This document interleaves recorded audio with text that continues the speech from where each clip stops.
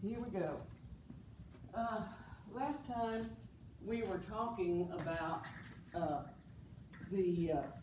I think we were at standards and accreditation, and I don't think we've got to police response yet. Or we didn't get, we were at civilian review boards. And there's a couple of things about civilian review boards that are worth noting, and I will find it.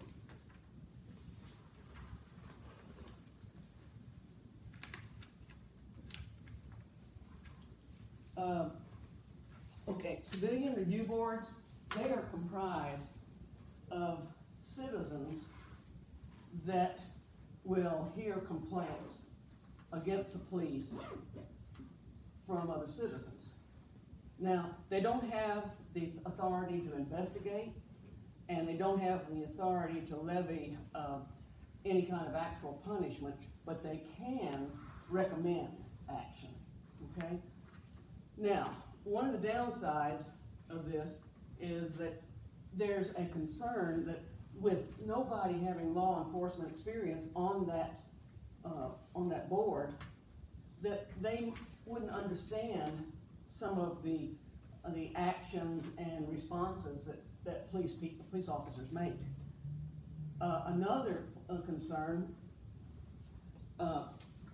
that this can cause a problem with policing, because the police become so worried about going before a civil authority board that they will not police as fervently as they should, as dedicated, as thoroughly as they should. And so that's part of the problem with civilian review boards. Now, standards and accreditation, and let me see here. Where am I on this?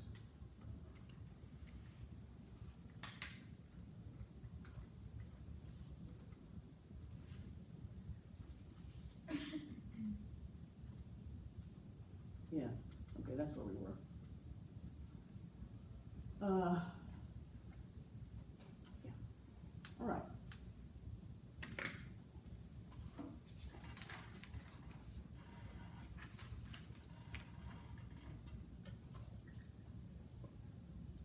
There are several types of responses that the police departments can take. They can either be proactive, which means that they will anticipate possible crimes. They will be more vigilant in trying to prevent crimes and be there at hot spots when the crimes be there. Or you can have reactive, where they're just patrolling around and they wait for a call, and then they go to the scene. There's incident-driven policing, and this is basically they just, after a crime happens and they get a call, then they're going to be dispatched. And I don't even know what they do at the time that they're not in an actual dispatch there. It's good to know what a clearance rate is.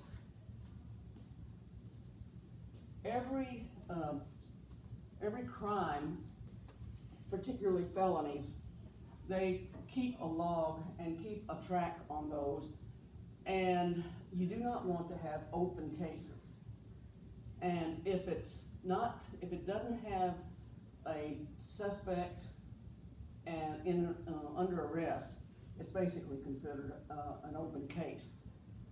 Once they have identified a suspect and then gone ahead and arrested them, they can mark that case as cleared. Right now, Mike told me the other day he's got 20 cases that are not clear. His office alone has, he said there's 5 or 6 other detectives. The minimum that one of them has is 45 cases, and the maximum one of them has 100. And the one that has 100, Mike says he doesn't clear his cases like he should. I don't know if it's just paperwork or what, but he said that he's about ready to be reminded he needs to clear those cases off the books. All right, patrol. Patrol is the backbone of the police department. It makes up about 2/3 of the sworn officers, and patrol has 3 parts. The patrol function has 3 parts. First, they answer calls for help. Okay? You have somebody breaking into your house, and you call the police, and they respond. Secondly, maintaining a police presence. So just the fact that when you are driving along and you see a cop, that means you've got policemen on the job, ready to do something, or maybe even en route to a call. And then the third function is probing suspicious circumstances.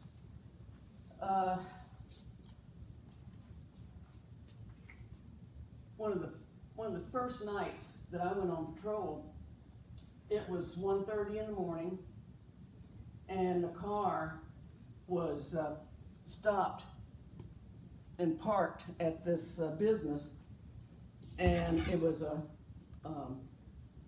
there was a guy inside the car, and there was actually no reason for him to be parked on that parking lot. Also, it's a high drug area. So,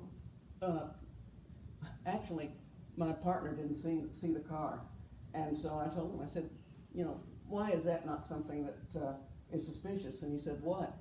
And I said, that car back there that has somebody in it. And he goes, I didn't see that. So he turned around, and sure enough, when we got there and the lights shined on the windshield, we could see that there was somebody in there. And we interrogated the guy to find out why he was there. His story was really, really fishy. It did not sound reasonable at all, but we didn't have anything else that we could do but just the fact that we stopped to talk to him, let him know that we were there. As soon as we drove off, we saw him take off too.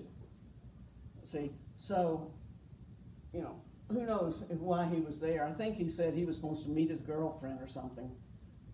It was something really fishy.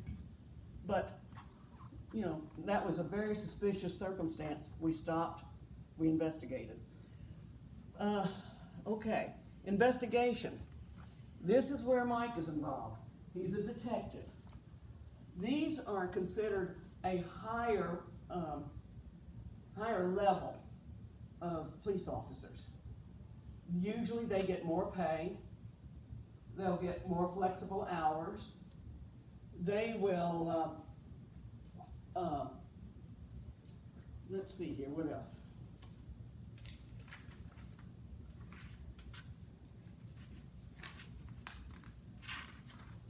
They make up about 15% of the personnel. They have a higher status in the police department. They usually require less supervision.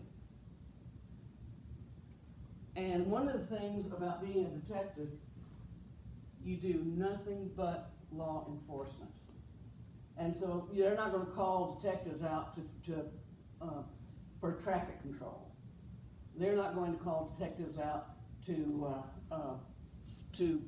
investigate a fender bender, okay? And so it's truly concentrating on the law enforcement element.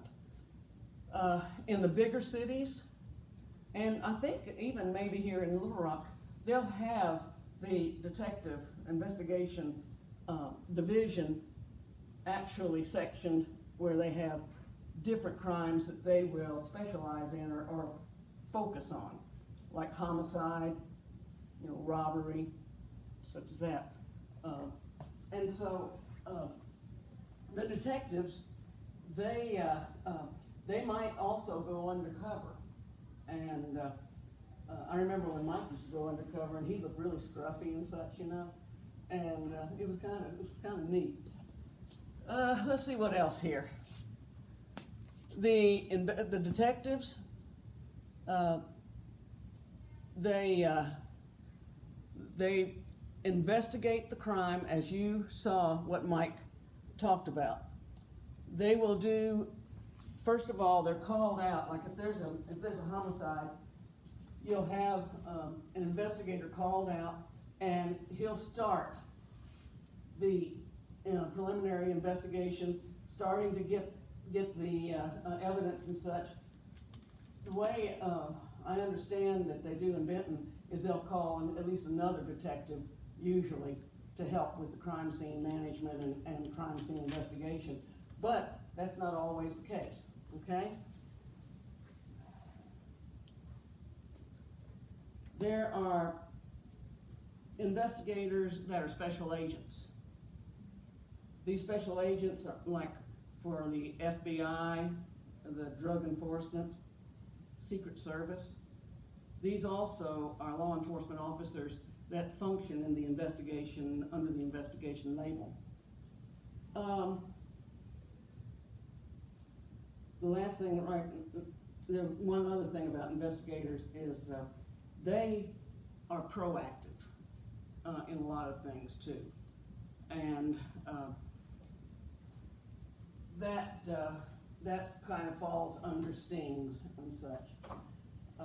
Might have a female detective that dresses up as a prostitute, and they really work very hard to make it a legal bust.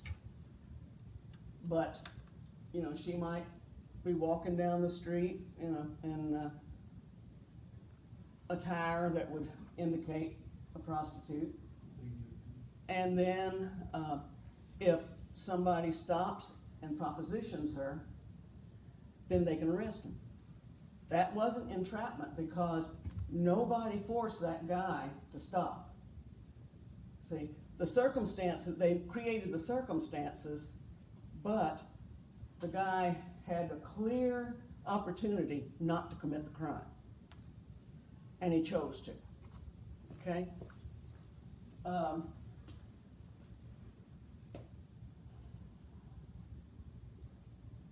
Some of the functions of detectives, they will talk to people, interrogate witnesses. They will find out what happened. They develop theories about the crime. They gather evidence. They will arrest the culprit, and they also will use technical.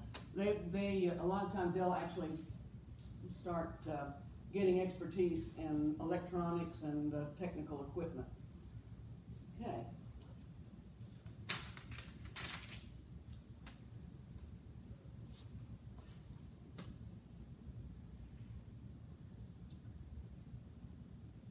Another thing that the police department has are special ops.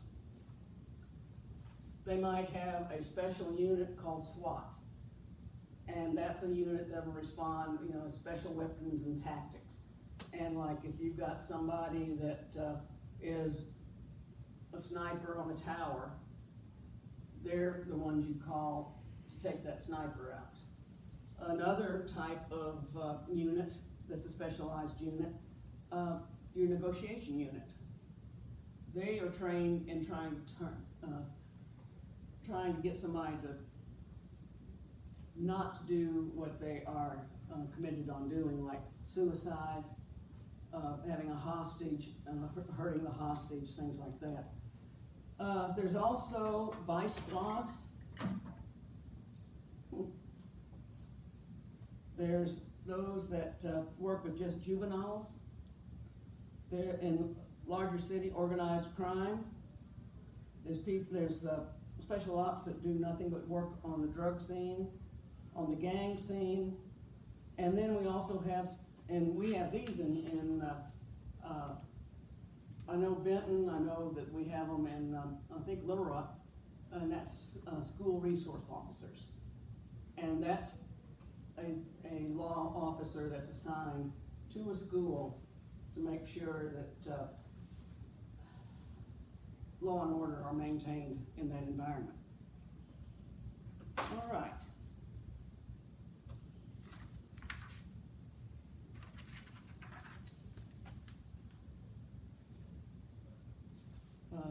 Getting back to the vice squad for a minute. Let's see here.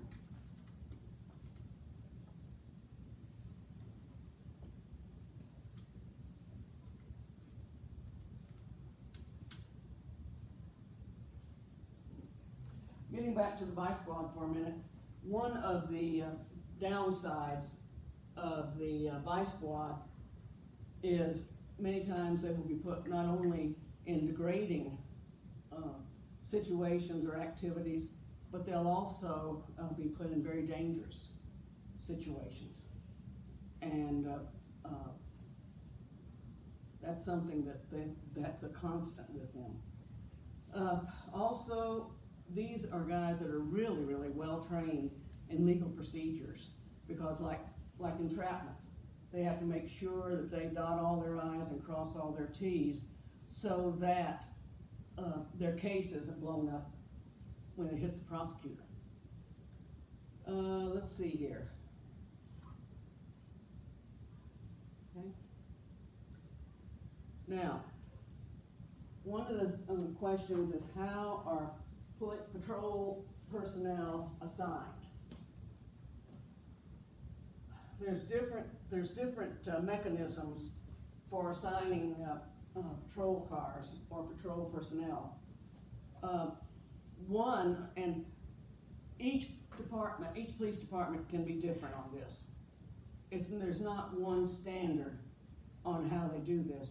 Some will use crime stats, and you might have higher crime rate in this area, so more cars would be assigned to this area, and the ones that have little or no crime rate, maybe just one car over there. Then there's how many 911 calls. That even is a little higher. Those are the true emergency calls where, somebody's getting hurt, about to get hurt, crime is absolutely in progress and such. And so they keep a record of these 911 calls, and through that, they can decide also what kind of area would need more cars assigned. The degree of urbanization goes into the account of it. Pressures from business and community groups. If you have a lot of calls from a certain area of the businesses and such, that can influence the assigning of different officers, because let's say that they've got somebody who's been hitting the 7-Elevens in a certain area, and they've been hitting them hard, okay? Pretty soon, they branch out and they decide to not only hit 7-Elevens, but now some restaurants. Well, those businesses are going to start calling in and saying, what's going on? You're not patrolling enough here. We don't feel safe. Look at this crime that's really, really going on over here. And so that can influence the assigning of the officers.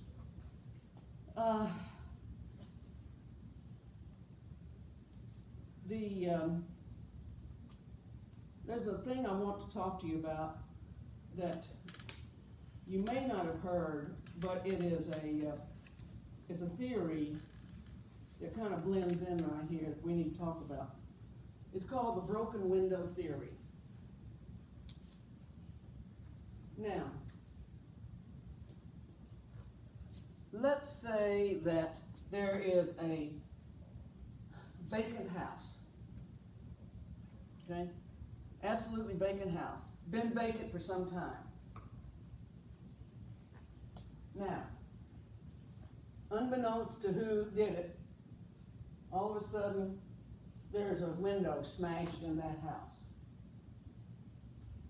It's still vacant, still standing all by itself. What do you think might happen with teenagers and kids to that house?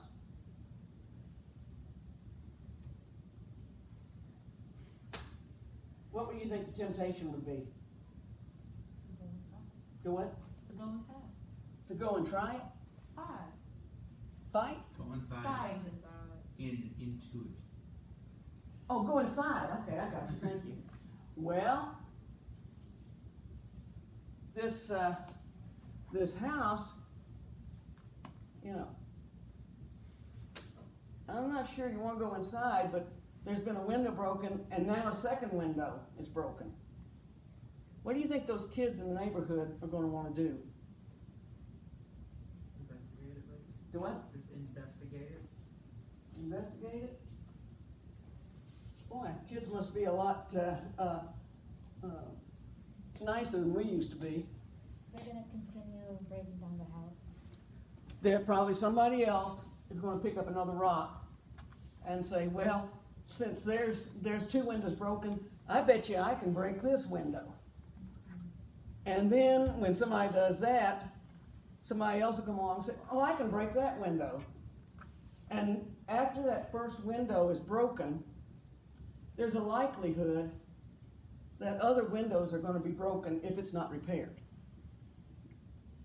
Logical?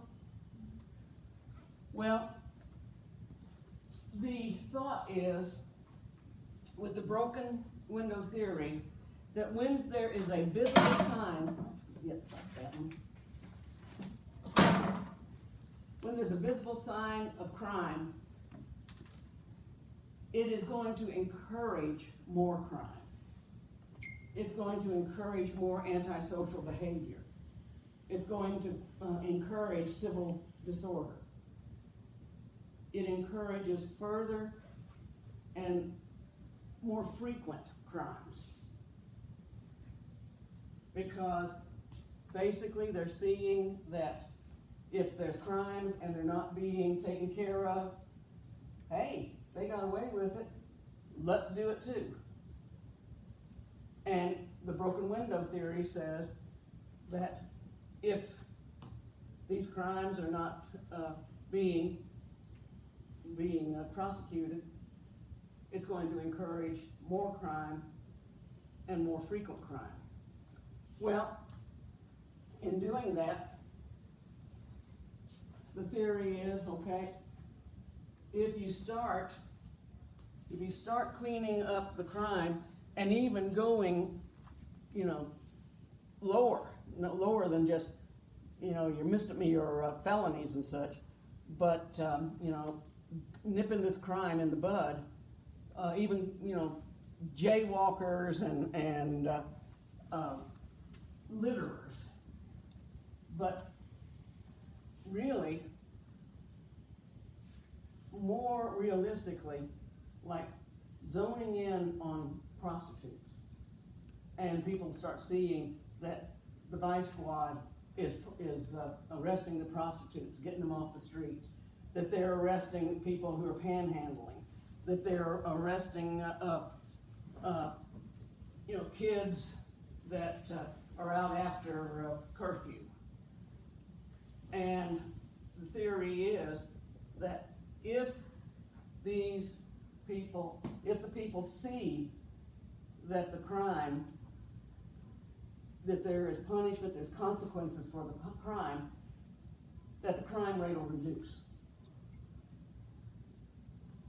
Now, there was a study called the Kansas City study, and it blew that theory out of the water.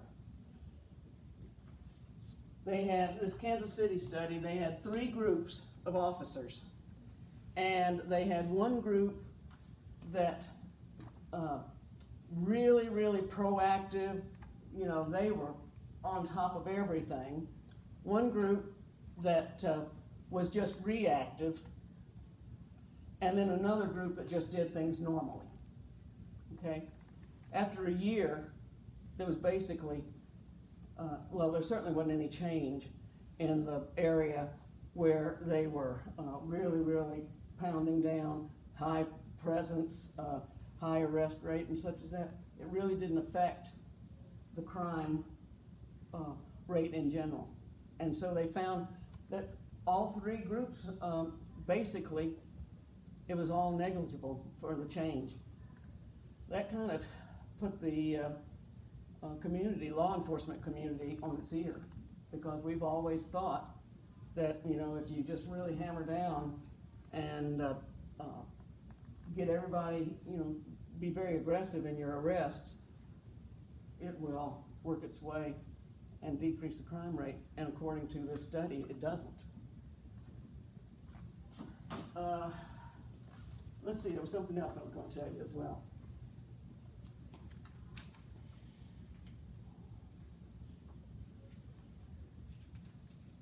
Anybody got a question so far?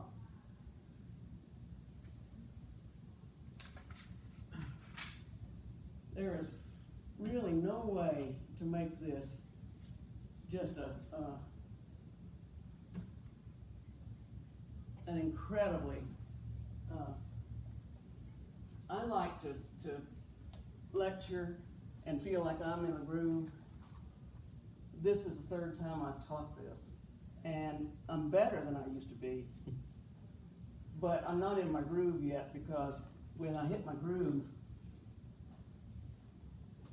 everybody can feel it. And I know that some of this is just really dry, and I'm working on it. I'm working on it to make it better. So I appreciate y'all bearing with me. You know, I want to make it better. I'm trying. Hang in there. All right. What other types of patrols are there that are used in the police department?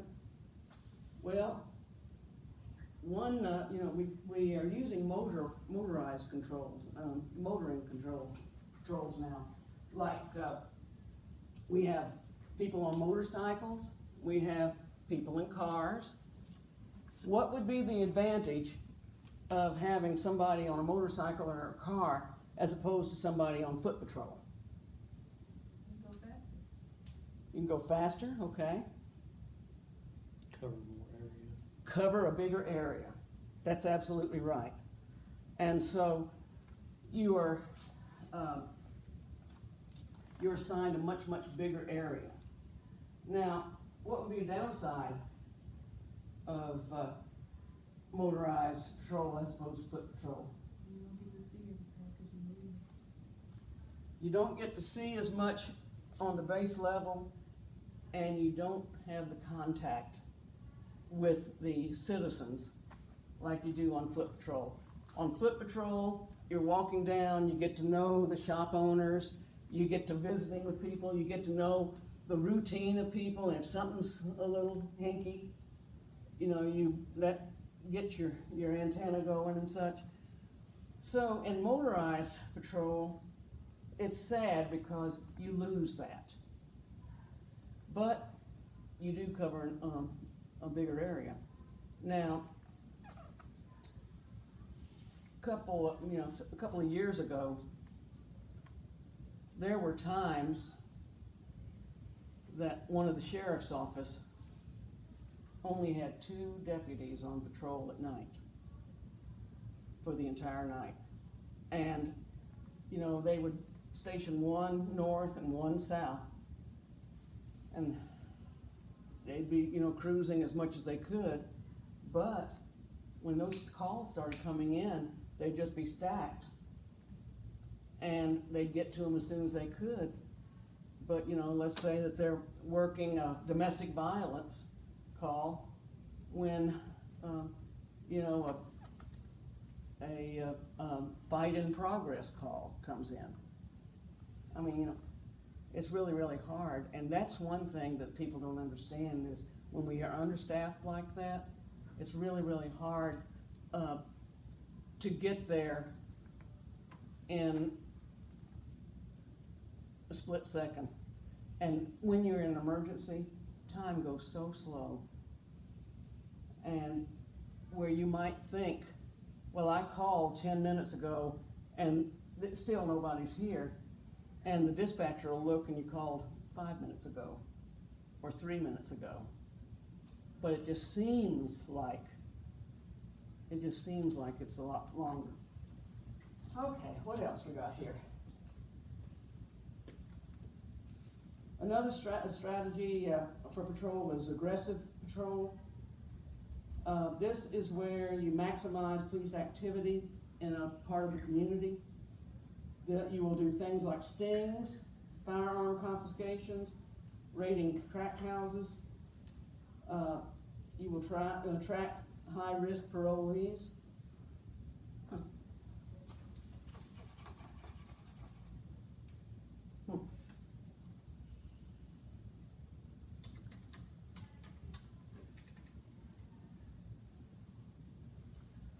And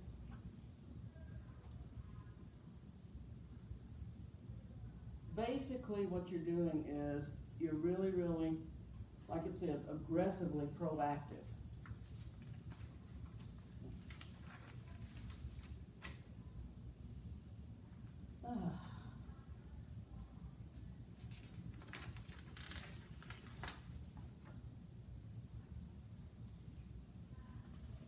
There is a new type of policing now that's coming about. It's called community policing.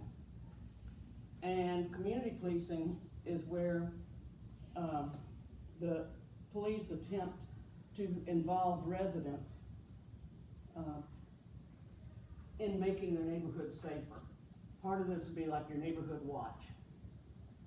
And they're trying to get the people more involved. And there's also another part of this that is very, very important.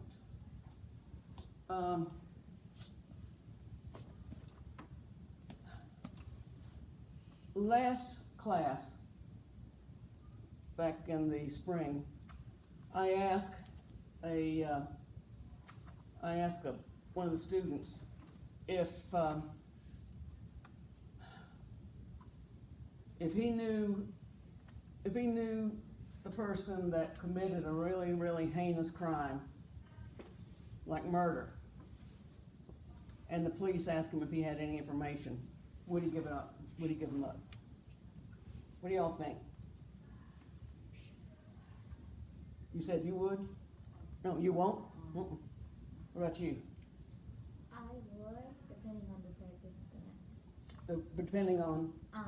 How it happened, like what caused it. I want to know more about it before. Well, let's make it a really, really heinous crime, like this guy gets mad at his wife and he drugs her, and when she really, really is so groggy that she can't put up a fuss, he takes a hatchet to her and just really, really, really just he's so angry, he just keeps on hitting her with that hatchet, with that axe.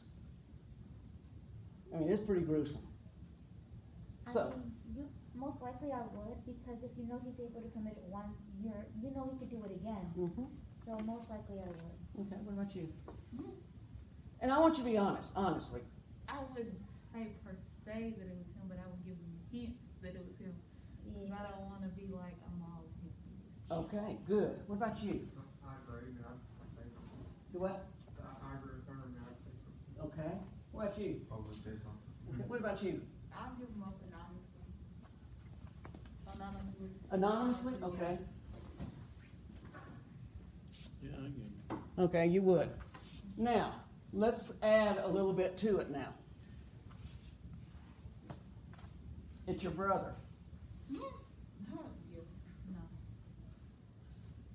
if it was your brother and he chopped somebody up like your sister-in-law up, would you turn him in?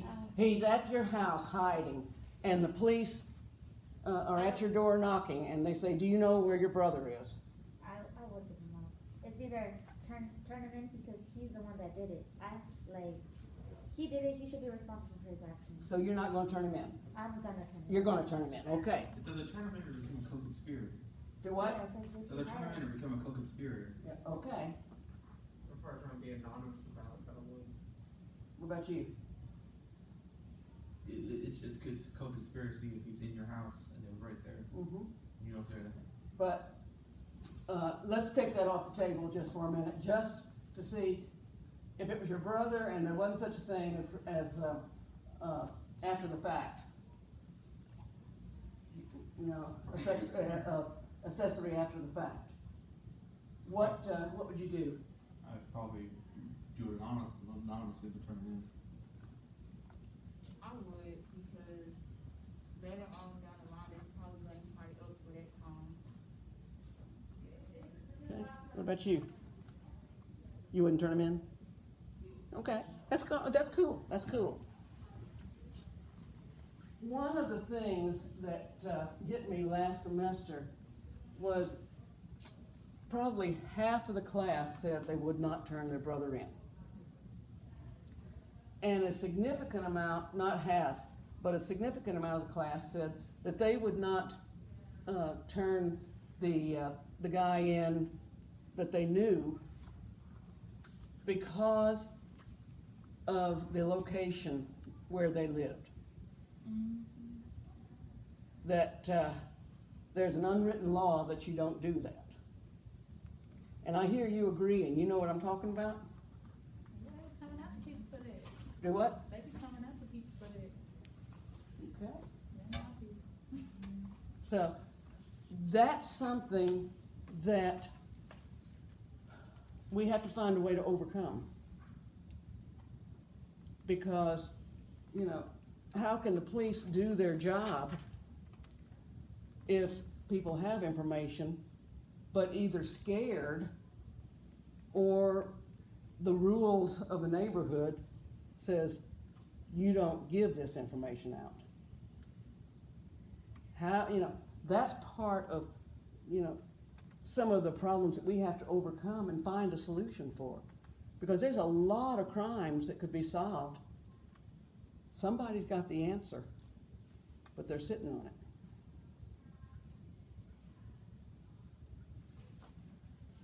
Any comment? No comment? Goodness gracious. Guys, give me a break. All right. The community policing, not only does it, is it cooperation between police and citizens, but it has 4 components. It focuses on community-based crime prevention.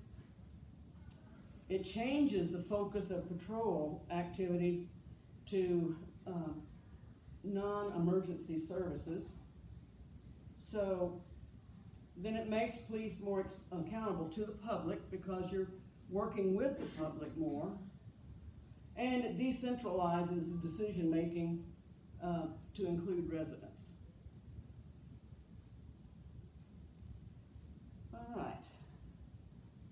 Any questions?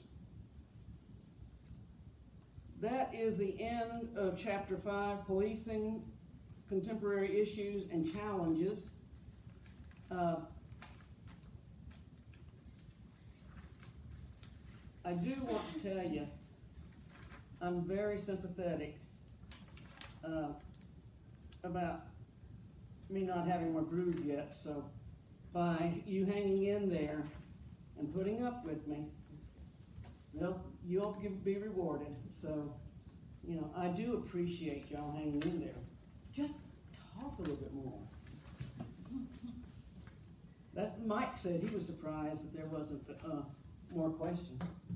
He said he would be happy to come if y'all have questions and if y'all would like to have a discussion and such. Will we have that?